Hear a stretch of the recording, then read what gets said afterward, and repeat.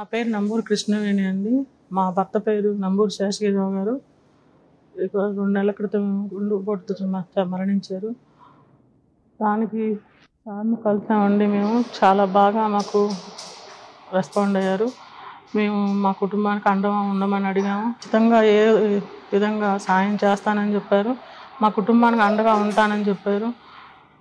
అంతేకాకుండా సార్ మమ్మల్ని అపాయింట్మెంట్ ఇచ్చింది కానివ్వండి, కలిసిన విధానం కానివ్వండి, నిజంగా చాలా ఉన్నతంగా ఆయన యొక్క వ్యక్తిత్వాన్ని గురించి చూడడం అనేది చాలా బాగా నచ్చింది సార్ మాకు.